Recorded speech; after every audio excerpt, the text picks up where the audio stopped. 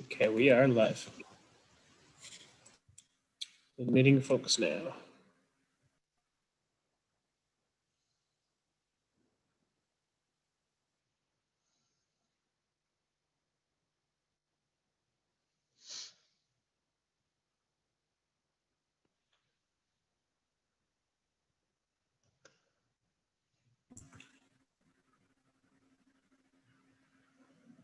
All right. Thanks everybody for joining us today. I'm Jordan on behalf of the Dallas Public Library, and I just want to thank you for coming to our program today to learn and share some fantastic information from our presenters. So I just want to let you know a couple quick housekeeping things. First of all, you may notice that your mics are muted. That's so we can keep the focus on our presenter and the great information. We will do question and answers. If you have questions that come up during the program, you can type them into the chat box and we'll address those at the appropriate question time. The other thing to note is that we are streaming this to YouTube and recording. So just keep that in mind. If you don't want to be on that incidentally, you can turn off your cameras or you can watch it later and leave the meeting. So with that, I will say thank you for joining us, and I'm going to turn it over to Helen, who's going to talk to us a little bit about.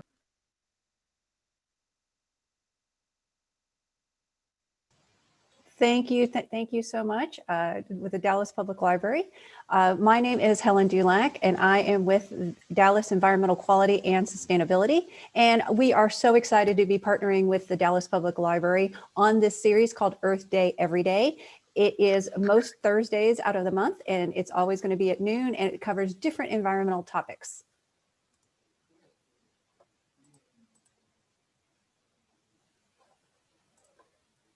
And I'm just going to do a short introduction and I'm going to turn it over to our speaker. So I just wanted to share a little information about our department, Dallas Environmental Quality and Sustainability, because you probably never heard about it before. So we actually started in 2004, and back then we were called the Office of Environmental Quality. We worked really hard for 4 years to help Dallas become the first city in the United States to achieve a special environmental certification called ISO 14001.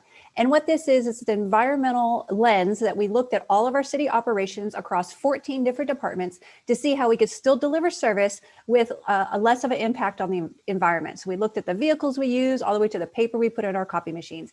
And we made changes, and we also have continuous improvement that we have to do every year. And what's remarkable about this is we're talking about Dallas, Texas here. We're not talking about a city in California. We're not talking about a city in Colorado. We're not even talking about Austin. We're talking about Dallas. Dallas was the first city to achieve this. So Dallas does have a history of going green, and we just want to go greener. So let's fast forward 10 years to 2018, where a lot of changes happened to this department. There was a restructuring in the city, and OEQ absorbed some other environmental operations and doubled in size. And to reflect that change, we changed our name to Dallas Environmental Quality and Sustainability. Also in that year, we created a combined outreach and engagement team that I'm a proud member of, and I'll talk about more of that in a moment. And then the following year in 2019, Mayor Eric Johnson created a special committee of the Dallas City Council called the Environment and Sustainability Committee. They meet the first Monday of every month. Those meetings are live streamed, so you can watch them, and they're a great way to get updates on different environmental programs and actions the city's taking. And then in 2020, just last year, Dallas adopted its very first comprehensive environmental and climate action plan called CCAP. And we were one of the first cities in Texas to formally adopt a climate plan. You can see the entire plan at dallasclimateaction.com. And you can also see how it is a roadmap for the next 30 years as Dallas moves forward to improve the quality of life for everybody and mitigate climate change. And even these presentations we have with the library are part of the CCAP plan. There is a section in there about water. So I mentioned that the department doubled in size. You can see those squares and greens. Those are the groups that joined us in 2018. And I want to talk about one of those just for a moment, and that is stormwater. So stormwater is anytime water leaves your property. So it could be from your irrigation system, it could be from a hose that was left on, it could be from the rain, and even more recently, it could be from snow melt. So when that water travels across your grass, it goes down your driveway, it goes down into the street and goes all the way down those drains. It goes down the street to those drains, those big drains at the end of the street. Those are called storm drain inlets. And they're there for one reason, and that's to make sure the streets don't flood. So they just remove that water so quickly that it is taken directly into a little stream or a creek. And then eventually it's connected to one of our lakes or the Trinity River. Now, in that process, unfortunately, this water is not cleaned and it is not treated. So if it picks up any pollution along the way, such as litter, bacteria and pet waste, automotive fluids, that is how a lot of pollution gets into our waterways. It is carried by stormwater. So please just be mindful about what you're doing outside. Remember that pollution doesn't stay on your property or even in your neighborhood. It actually can make it all the way to the Gulf of Mexico because the Trinity River actually flows 500 miles and connects to the Gulf. So I mentioned the outreach and engagement team that I'm a member of. Well, we want to empower Dallas to save the earth. And we're going to do that by virtual presentations like this and in person when we're allowed. If you are in Dallas, we can do virtual presentations for you for free. We can talk to HOA meetings, different clubs and organizations. We also have a lot of stuff for students, anywhere from K to college. And we also help with different seminars, activities, and events. If you invite us to speak, what do we talk about? Well, we talk about environmental topics from A to Z, all the way from air quality, zero waste, and even some water conservation. And speaking of water conservation, back in November, we hosted a virtual WaterWise landscape tour. This was our 26th year to have this tour. And this year and last year it went virtual. And please visit savedallaswater.com to see that tour. And one of the neatest things is you're going to see a lot of homes that are beautiful that have zero turf. There is no grass. Think about how much water and time savings that is. And so we invite you to check that out. Lastly, I just want to let you know that we have a website, greendallas.net, where you can get a lot of green information and tips. If you ever need to reach me or anybody on my team, all you need to do is drop an email to greendallas@dallascityhall.com. And also, please follow us on social media. We are Green Dallas TX on Facebook, and we are at Green Dallas on Twitter and Instagram.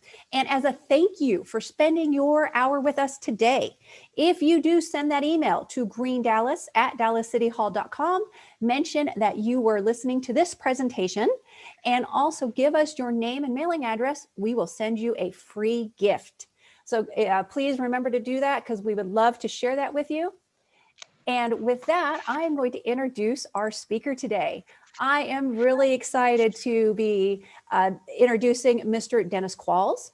He received both a Bachelor of Science in Agricultural Engineering and a Master's of Science in Civil Engineering from Texas Tech University. And he is a registered professional engineer with the state of Texas. Dennis has been with Dallas Water Utilities for over 17 years. He is currently serving as the Senior Program Manager over the Planning Division with Dallas Water Utilities. As such, he's responsible for the development and implementation of the city's long-range water supply plan and the drought contingency plan, also the administration of the city's water rights, water storage contracts and water supply contracts, and the development and operation of water supply operations modeling, as well as the review of state and federal rules and legislation that may impact Dallas Water Utility operations. Dennis oversees wholesale services, which administers treated and untreated water supply contracts between Dallas and its customer cities. Dennis was the project manager for the Dallas-Tarrant Regional Water District Integrated Pipeline Project, preliminary engineering, pre-design, and interagency contracting in with the city's liaison with the Trinity Regional Water District. So I'm super excited to have Dennis with us today.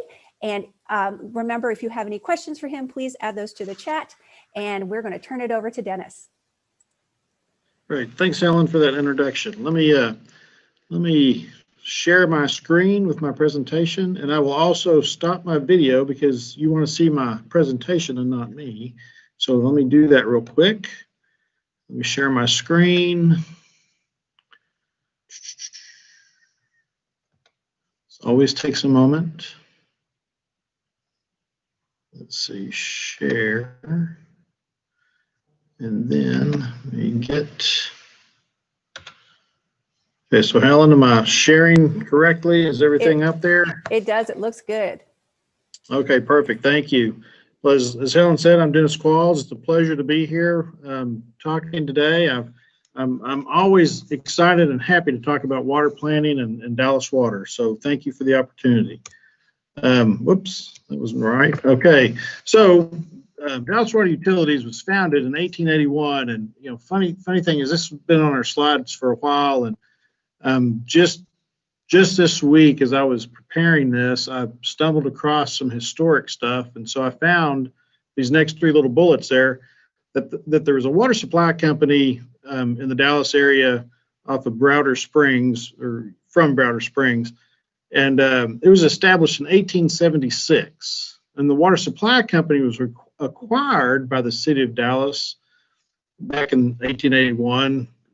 Close to 1882, to ensure fire protection. That was the reason that they acquired the water supply company, because had been some fires and whatnot, and they had some trouble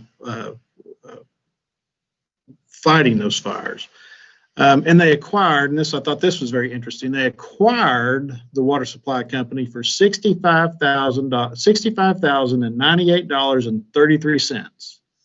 I thought that was very interesting, but those were just interesting things that I find interesting. I'm not sure about anybody else, but Dallas Water Utilities is funded from wholesale and retail water and wastewater revenues and stormwater fees. Dallas Water Utilities does not receive any tax dollars. We're an enterprise fund. We only make our money. We actually don't make money, but the money that we receive is just from fees and the sale of water and wastewater services. We have a combined operating budget of $1.1 billion, and we have about 1,600 employees. The value of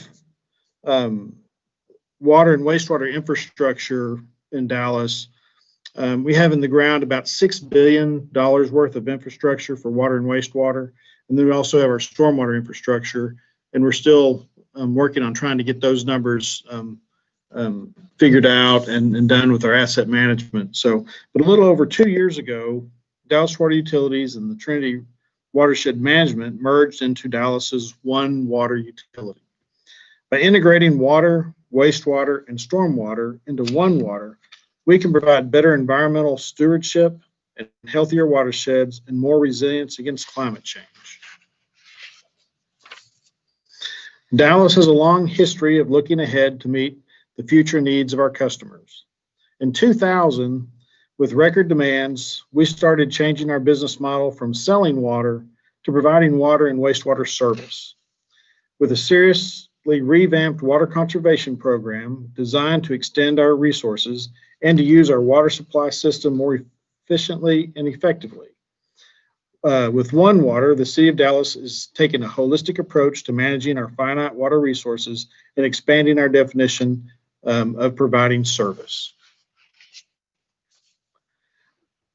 By integrating stormwater management into water and wastewater management, we achieve greater efficiencies in these three key areas: environmental stewardship with healthier watersheds and being more resilient against climate change; social equity through affordable projects providing multiple benefits to all our customers; and economic prosperity with more reliable water, wastewater, and stormwater systems, and with increased efficiency in utility operations. By integrating stormwater management into water and wastewater management, we can increase reliability and resilience by using stormwater as a resource instead of a waste product. Helen mentioned all that water goes down into the storm drains and is taken away from the city. We're starting to look at ways to use that instead of getting rid of that. Second one, we can better plan, design, and construct infrastructure improvements in a dig once approach, increase sustainability through innovative ideas such as decentralized stormwater storage that can be used for local irrigation, groundwater replenishment, and other uses, better protect our water resources through integrated source water and watershed protection, and better promote economic development by ensuring a diverse and stable water supply, treatment, and drainage system.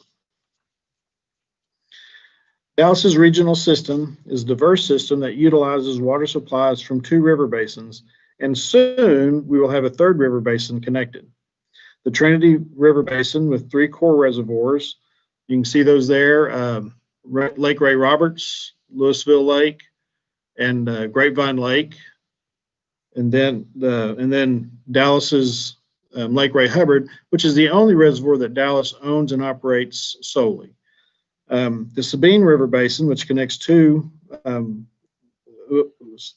have 2 contracts with the Sabine River Authority for water in Lakes Tawakoni and Lake Fork. And then soon to be connected is Lake Palestine in the Upper Neches River Basin, and that's the one down in the lower right-hand side of your screen. Oh, sorry, I keep hitting the wrong button. I hit the plus button and it makes it zoom in. As of this morning, the Dallas water supply system was approximately 1% depleted, which that's a good place for our reservoirs to be at this time of year. Looking at the long term, there's a probability that the temperature will be above average over the next 12 months, and the probability of below average rainfall through the winter, with the possibility of average rainfall in the spring and remainder of the year. And I get that information from the NOAA, the National Oceanic,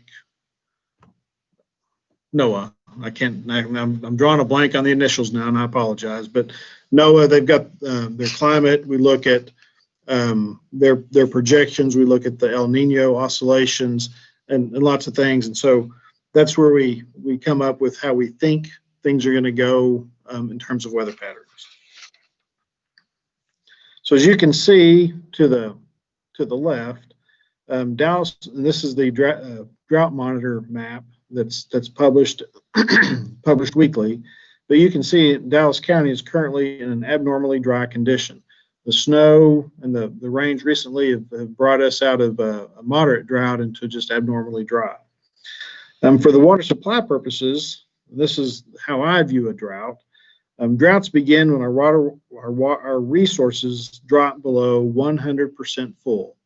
And on the graph to your right, you can see since in 2016 that the blue area is actually what the reservoirs were doing in terms of storage. And so you can see occasionally they drop below 100%, go above 100%, and on and on and on. And then to the right of that is our projections. So we have a model that projects using about 101 years of hydrologic data with all of our water supplies incorporated into it.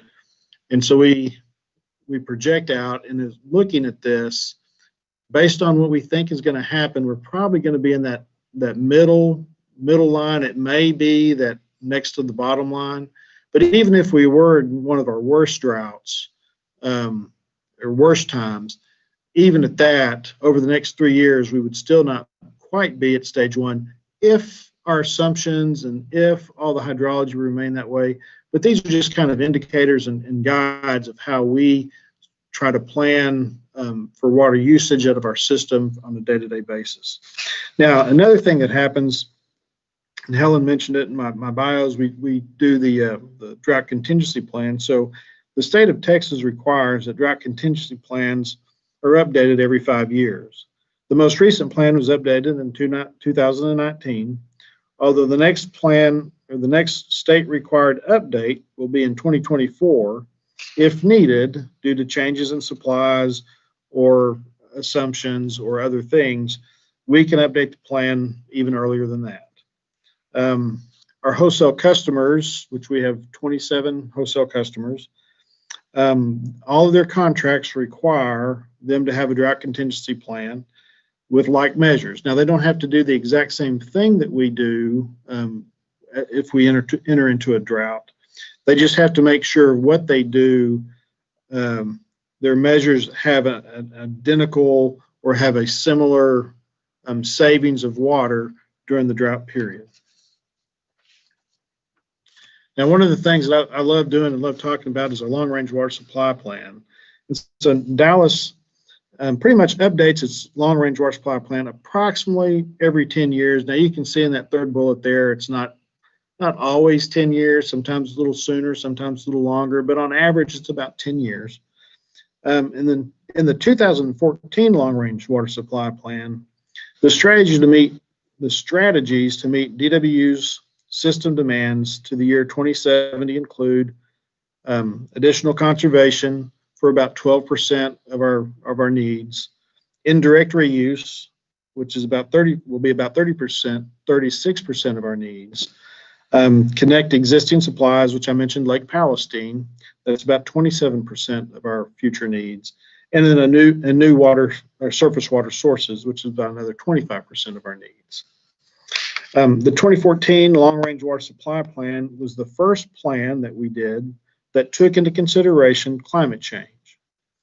The plan assumes a 2 degree Fahrenheit increase in temperature from historical conditions from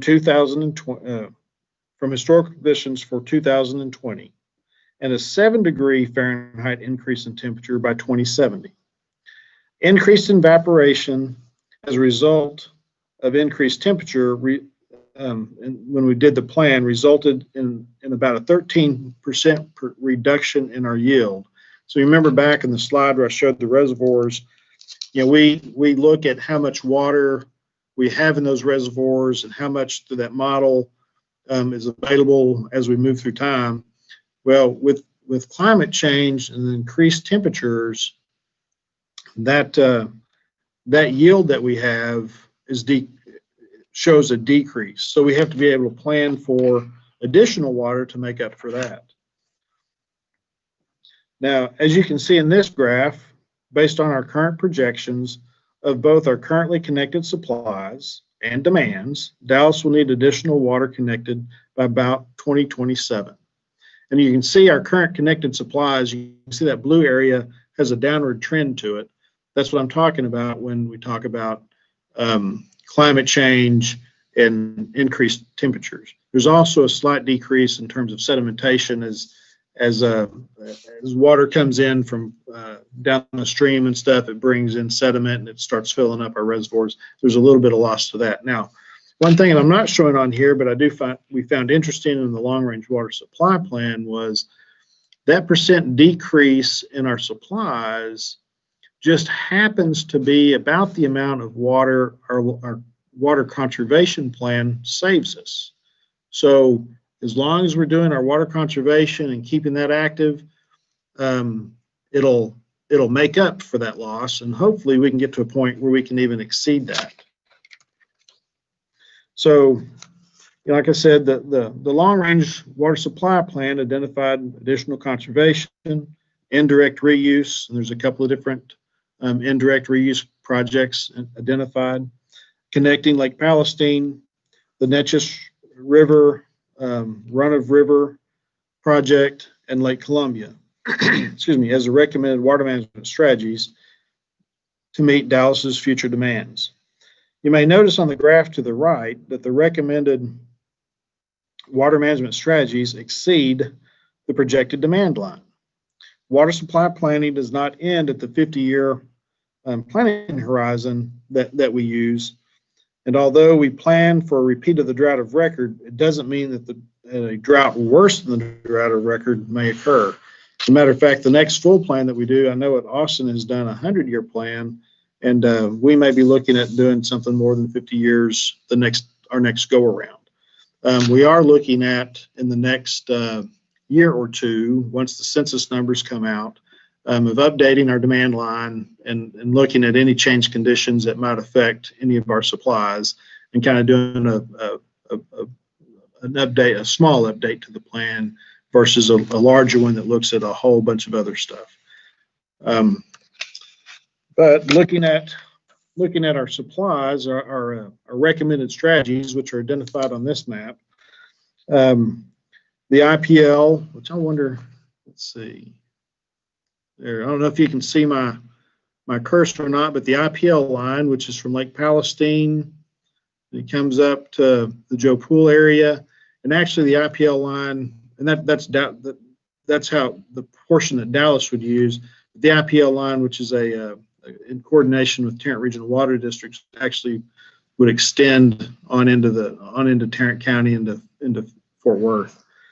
The IPL connection, which once we get the IPL line in, it would discharge water into Joe Pool Lake. We would pick it up from Joe Pool and bring it to the Bachman Water Treatment Plant. And that would be the IPL connection. The main stem balancing reservoir is a small reservoir here, a small footprint that holds off channel, not on the Trinity proper, but off channel, holds a pretty good amount of water. And then that would be one of our indirect reuse because of our 2 wastewater treatment plants that discharge into the Trinity River.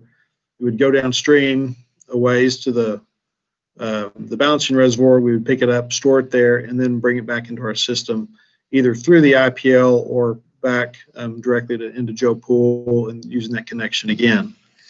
The Neches run of the river, which is basically a pump station about down here. And I'll talk about these in a little bit more detail. The pump station down in the Neches River, which would bring water back up to the IPL, and then Lake Columbia, which again would be constructed and brought back over to the IPL.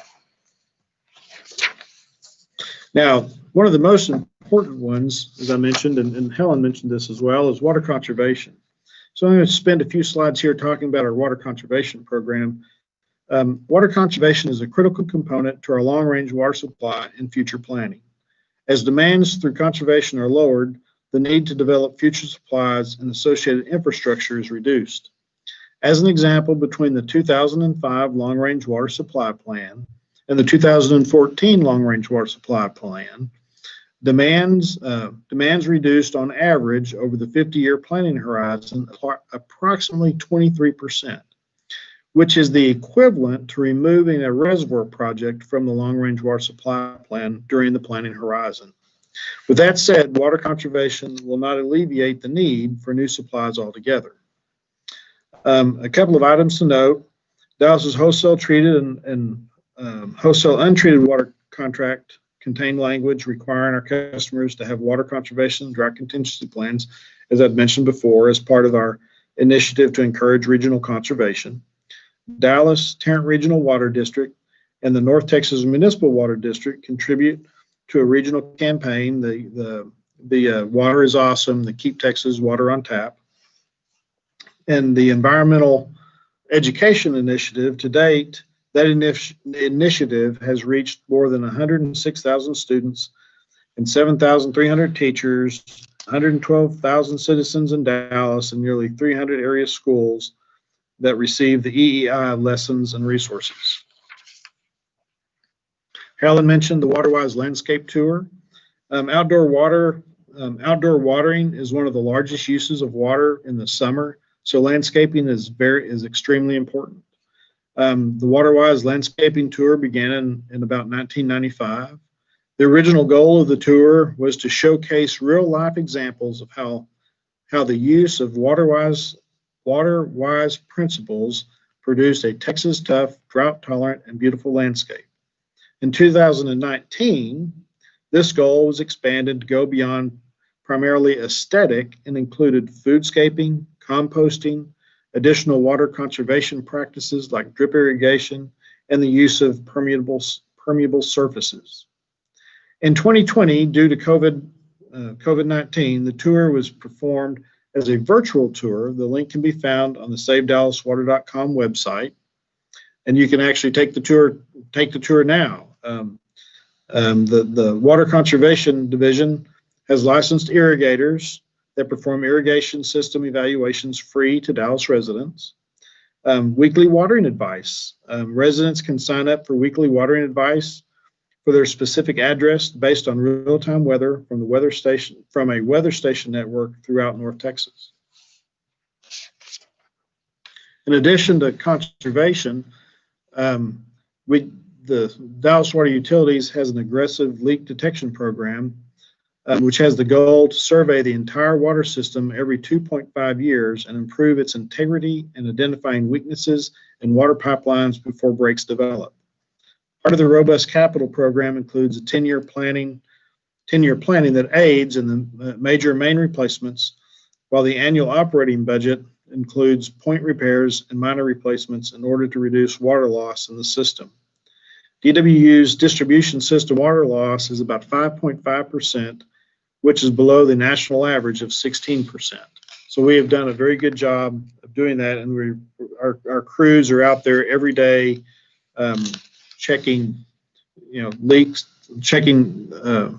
doing leak detection, repairing mains, and making repairs on and replacing mains. So and they've been doing that even all through the COVID.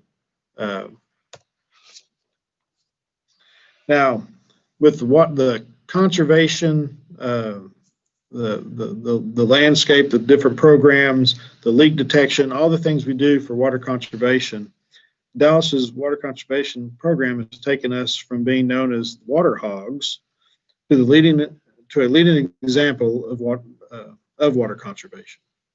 Since 2001, Dallas's gallons per capita per day has been reduced by approximately 32%, while its population has increased by about 8.5%.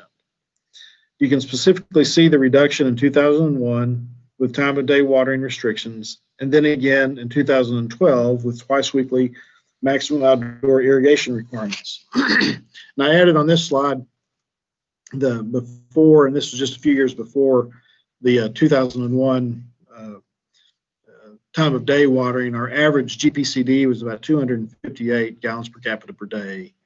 After the time of day to about the time that the implementation of the maximum twice weekly, our average had dropped in those years to about 211 gallons per capita per day.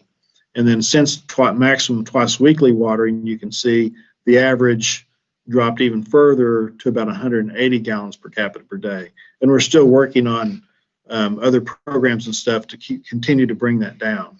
And in 2020, as you can see to the left, the gallons per capita per day was about 169, and that fluctuates based on weather and different things. It's not just the programs themselves.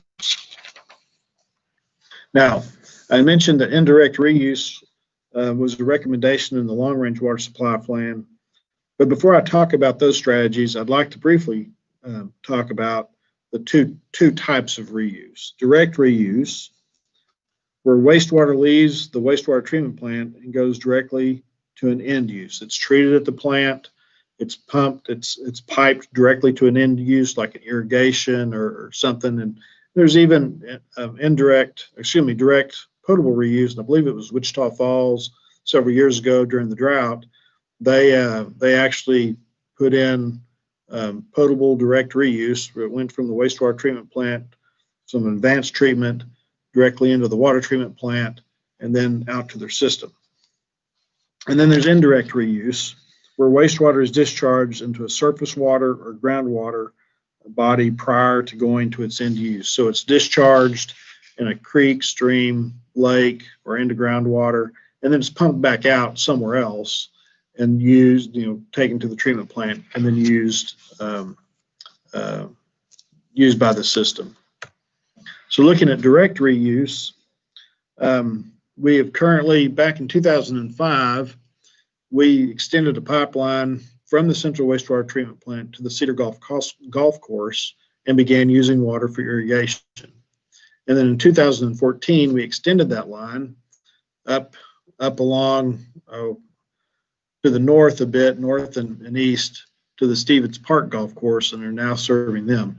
There are potentially other customers along that line, and if they ever decide, or we can work with them to potentially provide water, such as the Dallas Zoo. Now, wait!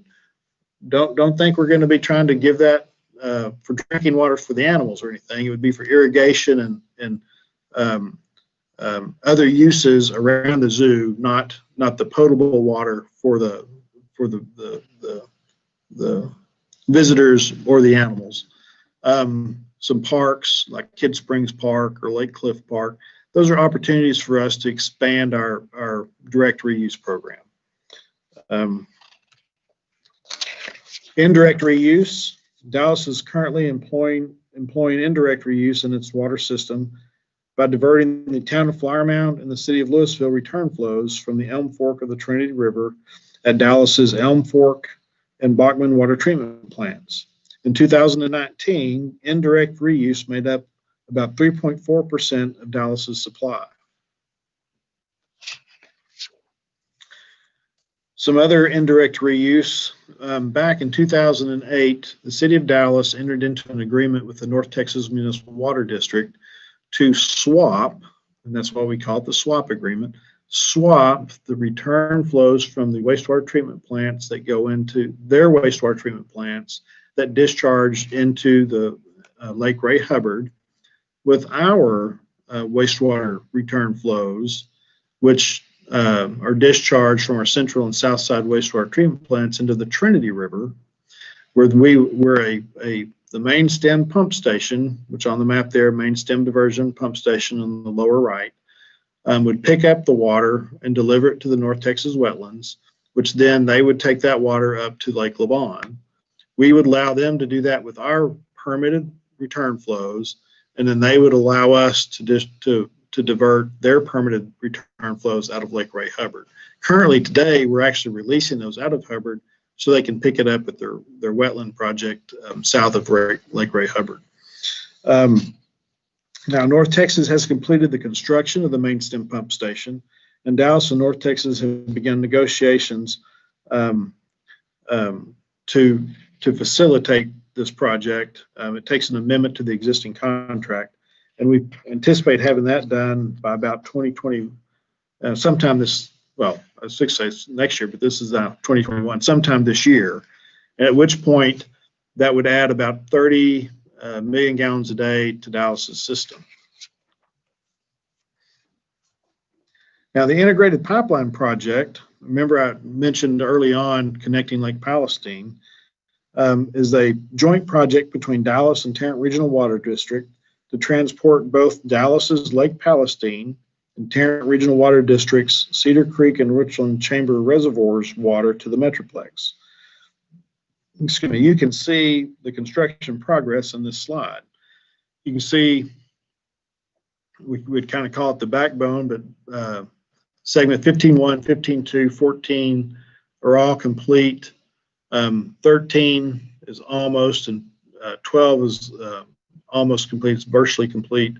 And then 11 and 10, which go on over into Fort Worth and Tarrant County, are complete. The project, kind of the status of the project now is, with that done, we've asked them to make sure that we're connected by 2027. So they've started on the design or continued with the design, and there's not been any construction of 19.1 and 2, which actually brings Palestine water into the project. But those are the two segments that they're currently working on. Give you an idea of, so I just want to give you an idea about water planning. And we talk about 50 years, we make these 50-year plans. So just kind of give you a sense of that. Lake Palestine was constructed by the Upper Neches River Municipal Water District and completed in 1971. In 1972, Dallas acquired rights to use about 54% of the firm yield of Lake Palestine. And then in 1975, Dallas began planning for the connection of Lake Palestine. So, there's things that happened between then and 2007, but fast forward to 2007, where Dallas and Tarrant Regional Water District performed a feasibility study to share a pipeline instead of building two separate pipelines to bring water in from Palestine, Richland Chambers, and Cedar Creek reservoirs. In 2010 and 11, Dallas and Tarrant Regional Water District entered into agreements to jointly build the IPL project, which is the project that's shown here. It is projected that the Lake Palestine will be connected to Dallas in the 2027 timeframe. By the time Lake Palestine is connected to Dallas, Dallas's water system, it will have only taken 55 years from the time Dallas acquired rights in Lake Palestine to the time it is connected. So you kind of get a sense of developing water supply and developing projects like this are long-term. And one of the reasons we have such long-term plans, and I'll talk about this in some of the following slides. The IPL to Bachman, which I mentioned in the map earlier. So in addition to the IPL, Dallas needs to construct a connection between the IPL and the Bachman water treatment plant. Now this connection will consist of about little over 8 miles of open channel through Joe Pool Lake, and then about 21 miles of 90-inch pipeline from Joe Pool Lake to the Dallas's Bachman water treatment plant.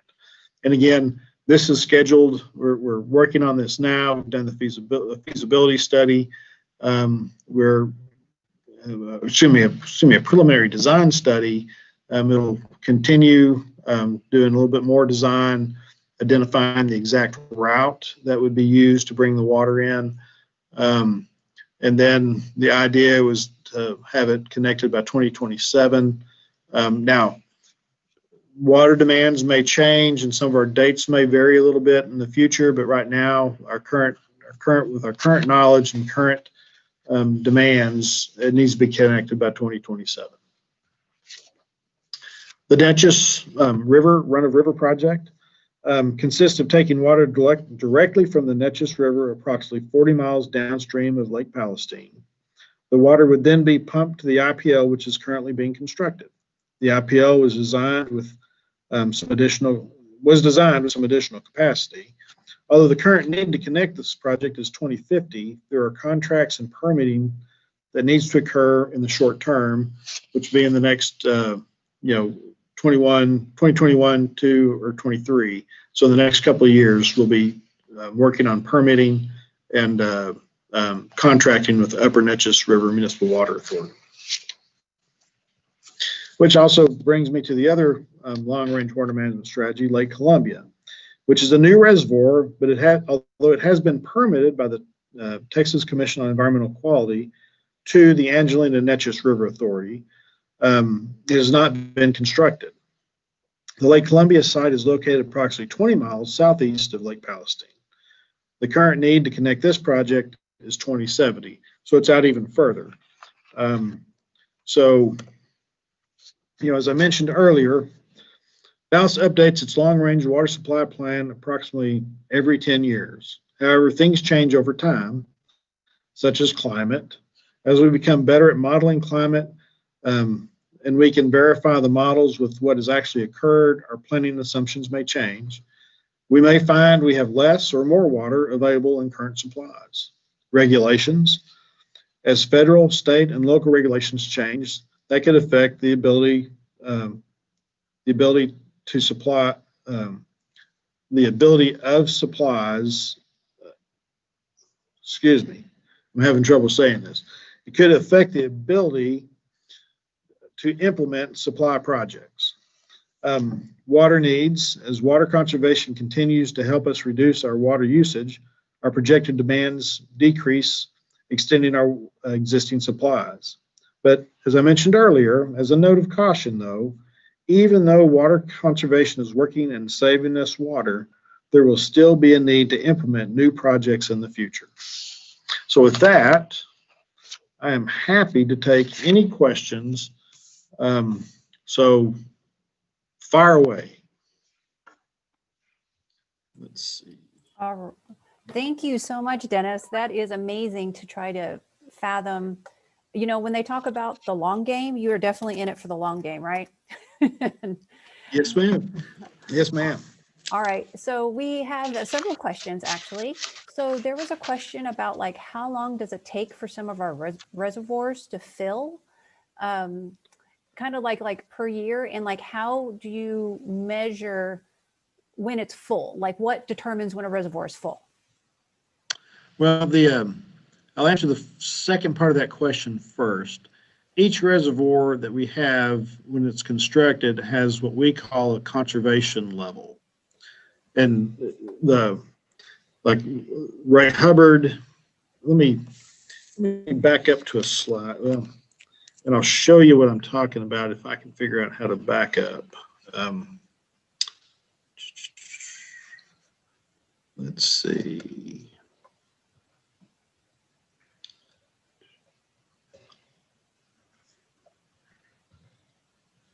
So in this slide, you can see the conservation storage elevation. So each reservoir has that elevation. Now on our core reservoirs, Ray Roberts, Louisville, and Grapevine, there's a conservation storage elevation, and then there's a flood pool elevation. And so the conservation storage is where we say it's full for water that we can use. And then above that, the Corps calls their flood pool storage, and and that's what mitigates floods. And then they try to evacuate, they try to get that water back out of there down to the conservation storage elevation, so they can get the next flood for another event. Now, in terms of how long it takes to fill up a reservoir, well, that all depends on how much it rains. In 2014, we were coming off the drought that started in about 2010. I think everybody probably remembers about 2011. It was so hot and dry. And then 13 and 14 were dry as well, but not quite as bad as 2011. At the very end of 2014, the first of 2015, it started raining and kept raining and kept raining. And so in a matter of months, even though our reservoirs were all down pretty far, and some of them, I think, might have been, if I'm remembering right, might have been at some record lows, filled within a couple of months. So, as a matter of fact, if you remember, in 2015, Louisville, Roberts had a lot of flooding, and they were way over. And I think, if I remember right, Louisville even went over the emergency spillway. So it doesn't take long if there's a lot of rain in the watershed. But if you build a new one, it can take several years. Most of them, when they're built, it's somehow, as luck would have it, typically come about the time it starts raining again, and they fill fairly rapidly. But a brand new reservoir, it might take a few years to fill. So speaking of brand new reservoirs, whenever we do get a reservoir, usually it makes the news, right? So could you talk a little bit about the newest reservoir? I know it's not part of the DW system, but the newest reservoir that's in North Texas, and does that fit into any of DW's future plans? Well, the North Texas Municipal Water District is currently constructing the Bodark Reservoir, which is, I can't remember what county it's in, but it's north, and I think maybe in Fannin County. I believe it's up in this area. It does not connect into Dallas's system. One of the things that we've talked with North Texas about, and we've even Tarrant Regional about, is looking at kind of some optimization of water supply. So at some point in the future, we may get into that and look at how we can optimize some of that supply. That is typically what happens with your water supply. Is what we've seen is you might have a lot of water in one place, but it's not necessarily where you really need it. And so we may be able to do some things in the future, looking at maybe trading water or basically optimizing water. But that specific reservoir won't be connected to Dallas. I'm trying to remember, and I may be speaking out of turn. I can't remember if they bring it into Lake Jim Chapman, which that lake, even though it's not Dallas supply, is connected to Louisville Lake, and also brings water into Lake Lavon, which is just immediately above Lake Ray Hubbard, which is not shown on this map. So I mean, it's provides for some ability, I guess, for some more resilience to our system. If something happened in our system and there was water in their system, it would we could work a deal with them to help us out. All right, so now I'm hearing you talk about almost like this water trading. It almost sounds like a sports team. Is that really common with different utilities? It's not necessarily common at this point, at least not here. Elsewhere in the nation, it might be. But you know, the IPL project is a prime example. Once that's constructed, let me see if I can figure out what slide that is again. I'll move to that one. Actually, let me just move this 13. Now, looking at this one, Lake Palestine is connected. Well, it doesn't show on this one, but it connects Cedar Creek Reservoir and Richland Chambers Reservoir into will connect into the Dallas system and into Tarrant County into Fort Worth. And so we have a great opportunity there that if we were not using the Palestine water because we had enough water in Louisville, Roberts, Grapevine, Twaukene, Fork, and Hubbard, but Tarrant Regional supplies were down in some of their reservoirs, not just Cedar Creek and Richland Chambers, but some of the others. We could potentially help them with our Palestine water because it'll all be connected to the same system. So it's something that we're talking about and looking at. It's not anything that is currently in writing, but it makes sense. I mean, there's no sense in someone having to go and build something new necessarily if someone can help them out in the interim, or someone can help them out in the interim while they're going and getting new supply. Good point. Water is so precious and needed by everybody all the time that it's fascinating to get a glimpse into what goes on with the utilities and how, if we're used to the sun doesn't shine 24/7, but we want our taps to work 24/7, right? And that there's a lot that goes into making sure that we always have safe and clean water. So thank you and all your staff and Dallas Water Utilities for what you do. Thank you. All right. And so this is a really good question. Is it Dallas installing smart water meters, and do these offer opportunities for new use and reduction? There are a few small areas in Dallas that have the smart water meters. It was done as a pilot project a few years ago.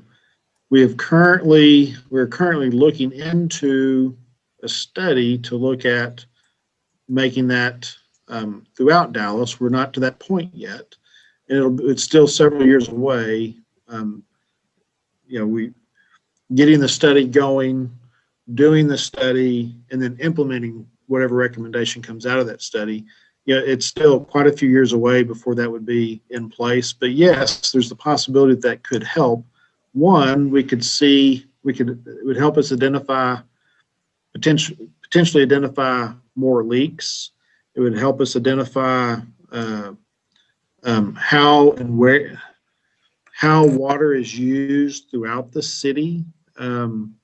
Not necessarily of course we know from a billing purpose, individual addresses and whatnot, but just in general, in terms of where we need to concentrate, look at, make sure the distribution systems and all that stuff are sufficiently sized and whatnot throughout the city.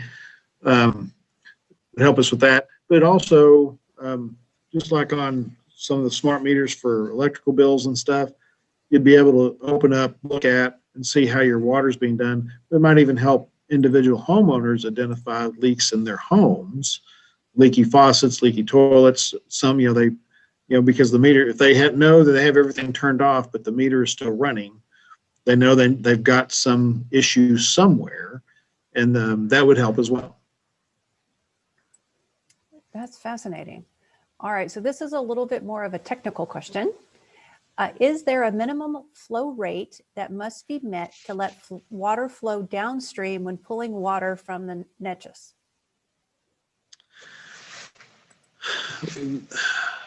Yes and no. The major river basins in Texas a few years ago, and when I say few, it's probably a few more than that, but a few years ago went through a environmental flow process. And so legislation was passed. It was called Senate Bill 3. This has been several sessions ago, established that there should be minimum environmental flows. There were basin committees set up where all that was looked at. The Neches was one of those basins. The recommendations were made to the Texas Commission on Environmental Quality, and the Texas Commission on Environmental Quality set stream standards in terms of environmental flow stream standards in all the major basins, or most of the major basins. Now, what will happen is when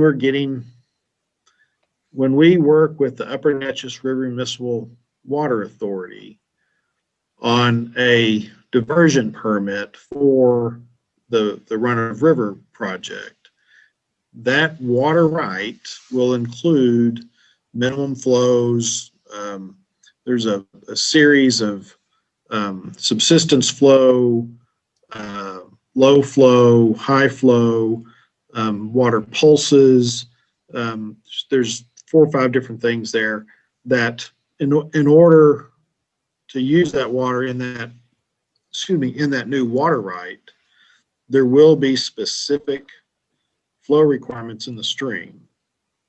And so now, all water rights don't have that today because they're historic, and some of our water rights are back from the I think in Louisville we have some as far back as 1912 or 15 or 25 or something like that. I'd have to pull it out and look at it. So, but newer water rights today do have specific stream flow standards, and that we would have to abide by. Even our Lake Ray Hubbard, we got some additional water a few years ago through Lake Ray Hubbard, but we can only use it during certain occasions and certain instances when certain flow standards are met. So yes, so the answer is yes and no. There is currently there is a environmental flow standards for the state, but not all permits have them in them, and all existing or all new permits going forward will have them. Okay, I didn't think you could make this any more complicated, but I think you just succeeded. Well, good. No, so if let me see if I can back up and make it easier. Yes, there are state mandated environmental flow standards that will be placed in new water rights permits. So that was a lot easier, wasn't it? Yeah, thank you. I think I actually understood that one. Okay, Dennis, we have 3 more questions, and I think these will take us to the top of the hour. All right? Good, perfect. Okay, and this one, I cannot wait I'm excited about this question. How does Dallas prepare for or manage legal challenges to our plans to develop reservoirs or use lakes in East Texas? Oh, goodness. With our long-range water supply planning, that is part of how we decide, or how our recommended strategies came out. There's part of our planning was how hard do we think it would be to permit a project, and that goes into the scoring of it. So we kind of try to stay with ones we think we can do. Now, as I mentioned at some point in there, regulation can change, which can throw a monkey wrench in any of our plans. I'll give you one example, and it's got to do with the Neches Run-of-River project. In the 2005 long-range water supply plan, Dallas had identified Lake Fastrel, which is down in that general area, as a project as the next reservoir for us. Well, the U.S. Fish and Wildlife Department established a wildlife refuge within the footprint of that reservoir site. And the city of Dallas tried to negotiate with them, work with them. We went to court over it. It went all the way up to the Supreme Court. We filed at the Supreme Court to overturn that, the decisions of the lower court to not allow the U.S. Fish and Wildlife to put that refuge there. And the Supreme Court chose not to hear the case. So the Fastral project is a project that would literally take an act of Congress to get done. And so instead of doing a reservoir project there, which actually would produce more water for us because there's storage, we've decided because of the water that's in that area to do a run of river project, which is basically just a intake pump station and pipeline. So our best laid plans can be derailed at any time based on regulations. Could be derailed based on the addition of an endangered species. And there's lots of things that could happen. And that's why some of these projects take 30, 40, 50 years from inception through permitting to completion. And that's one of the reasons we have such a long horizon on our long-range water supply plans. That is just fascinating. And, there's been different editorials or thoughts that in the future, water is going to take over oil in its importance, that there are wars that are going to be fought over water. And so it's comforting to see how important Dallas Water Utilities takes this and how much work goes into, getting water for all of us and for conserving so there's enough for everybody, and for, working together with all of these other communities so that, everybody can benefit from the work that you're doing. Yes. All right. So here's a good one. Has Dallas considered incentivizing or mandating xeriscaping and water reuse for new commercial and residential construction? I don't have the answer for that one specifically. I know that our Water Conservation Division, which is an OEQS, the Office of, Environmental Quality and Sustainability, in the past has looked at landscape requirements, ordinances, whatever that might be called, and looking at some of that, but that has not been put into place to my knowledge. I know from a regional standpoint, there has been some looking at landscape ordinance type requirements, but I don't believe that those have taken off specifically. Xeriscaping is good. It's a good use of water, but not everyone necessarily wants to do that. And I'm not sure, and I could be misspeaking here. I'm not sure that the city of Dallas wants to require everyone to do a xeriscape, more so than just making sure that the landscape that they choose is acceptable for this area and they don't waste water in irrigation. They're probably the closest thing that I could kind of point to is our green building code. And if you want to have a LEED certified building, then a lot of stuff like this is in those, to qualify for LEED, you have to also qualify your landscaping. And then Dallas does have a green building code. And I think it might touch on some of the landscaping requirements. Not 100% sure either. All right, Dennis, this is going to be your last question. I do want to thank you so much for spending your time with us and sharing your breadth of knowledge, because I tell you what, this has opened my eyes up to a lot of things. All right, so are there any unique urban design concepts within the area used to control stormwater quality and quantity? For example, rooftop gardens, urban prairies, or things like that? Are there, are you asking, do those things exist or are there plans for them? I'm not sure what the question is. That's a good point. Now I can say that the, he wants examples of. Oh, examples urban of design. One good place to go visit is the new AgriLife Center up on Coit Road.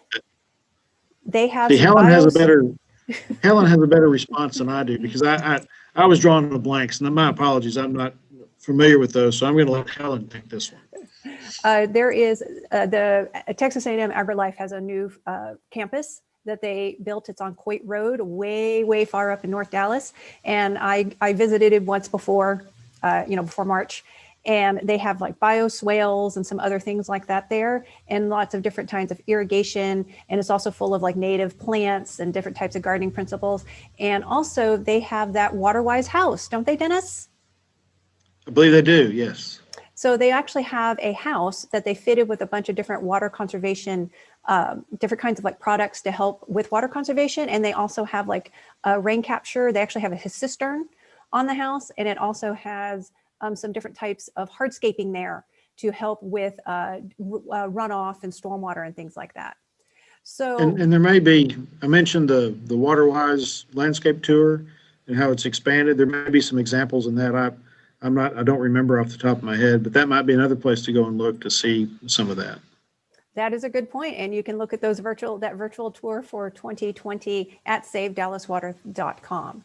So Dennis, thank you so very much for sharing your expertise with us.